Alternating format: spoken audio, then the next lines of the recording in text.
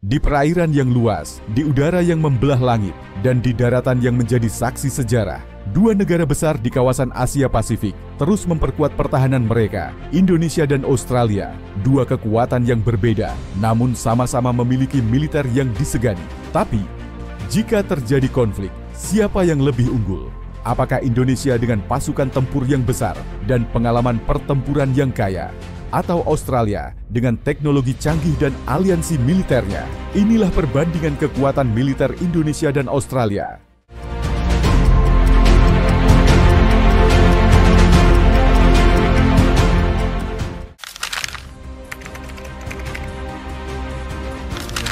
Dua negara, dua kekuatan militer. Siapakah yang lebih unggul dalam jumlah personel dan pasukan aktif?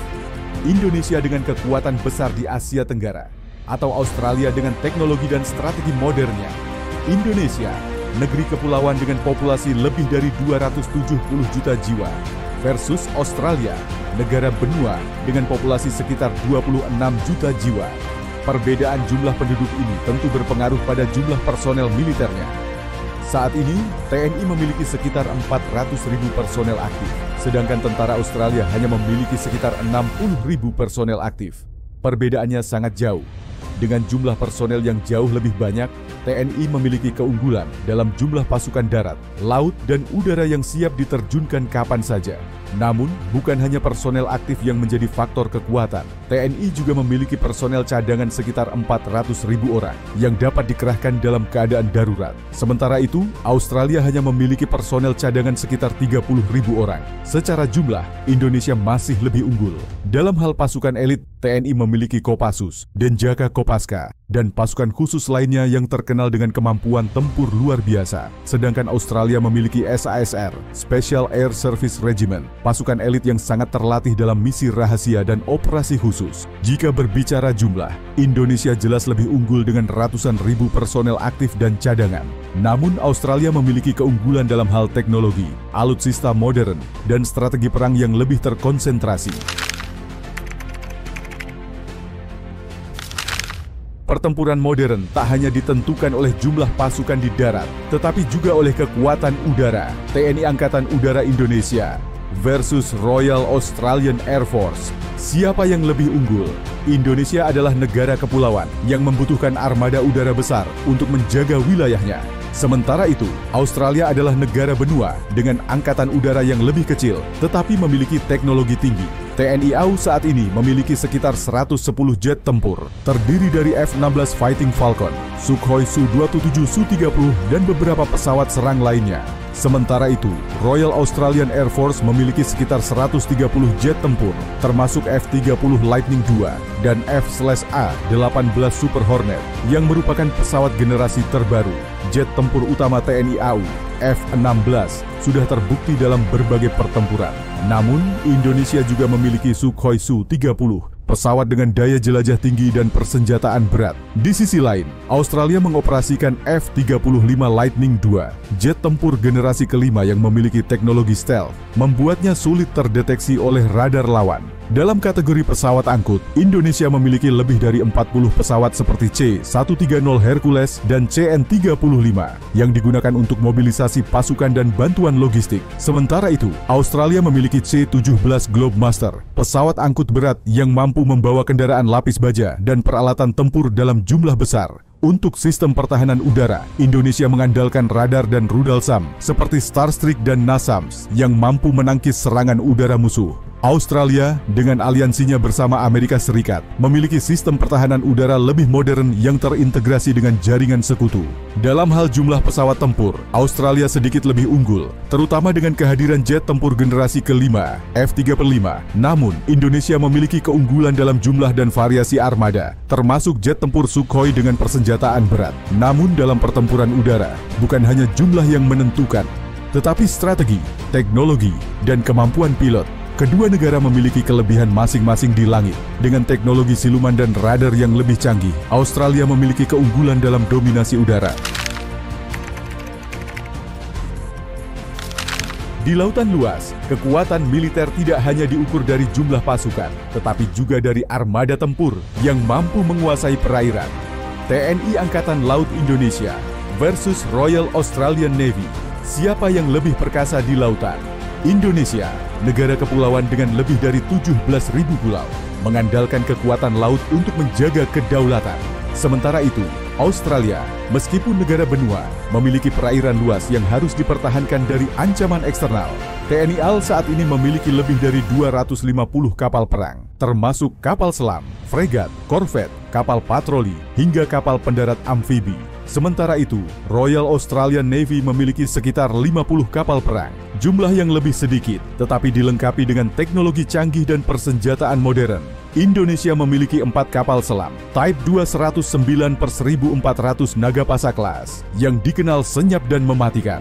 Ditambah dengan rencana akuisisi kapal selam baru, kekuatan bawah laut TNI AL terus berkembang. Namun Australia memiliki 6 kapal selam Collins Class yang meskipun lebih tua, memiliki teknologi sonar dan torpedo jarak jauh yang sangat berbahaya. Untuk kapal fregat, Indonesia memiliki 4 fregat canggih, termasuk Marta Dinata Class yang dilengkapi dengan rudal anti kapal dan pertahanan udara. Namun Australia memiliki 3 destroyer kelas Hobart, kapal perusak yang jauh lebih besar dan memiliki sistem rudal Aegis, salah satu yang paling canggih di dunia. Dalam hal kapal amfibi, TNI AL memiliki beberapa kapal LPD Makassar Class yang mampu mengangkut pasukan dan kendaraan lapis baja ke garis depan pertempuran. Namun, Australia memiliki 2 kapal induk amfibi kelas Canberra yang lebih besar dan mampu membawa helikopter serta kendaraan tempur dalam jumlah besar. Jika berbicara jumlah, Indonesia jauh lebih unggul dengan armada kapal yang besar dan beragam. Namun, Australia mengandalkan kapal perang dengan teknologi lebih modern dan sistem persenjataan yang lebih canggih. Jadi, siapa yang lebih unggul? Jika perang terjadi di wilayah perairan Indonesia, maka TNI AL akan memiliki keuntungan geografis. Tapi dalam perang di perairan terbuka, Australia dengan teknologi canggihnya bisa menjadi ancaman serius. Di medan pertempuran, pasukan darat menjadi ujung tombak, infanteri, kendaraan tempur, hingga artileri berat, semua menentukan hasil perang.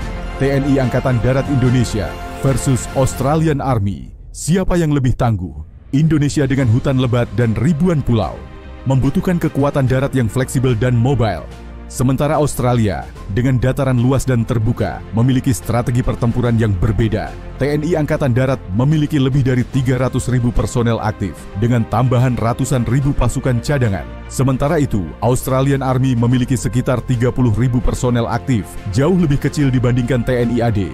Indonesia memiliki sekitar 300 tank utama, termasuk Leopard 2 RI, tank tempur berat yang memiliki daya hancur luar biasa. Namun, Australia mengoperasikan lebih dari 60 unit M1 Abrams, tank kelas berat dengan perlindungan dan daya tembak yang lebih unggul.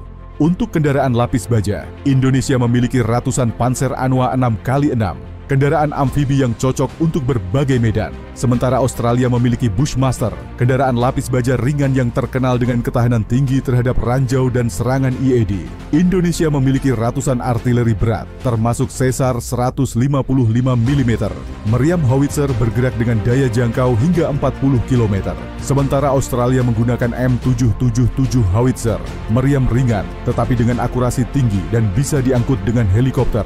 Untuk sistem pertahanan udara, TNI AD memiliki Starstreak, rudal anti-udara berkecepatan tinggi yang dapat menjatuhkan jet tempur atau helikopter musuh.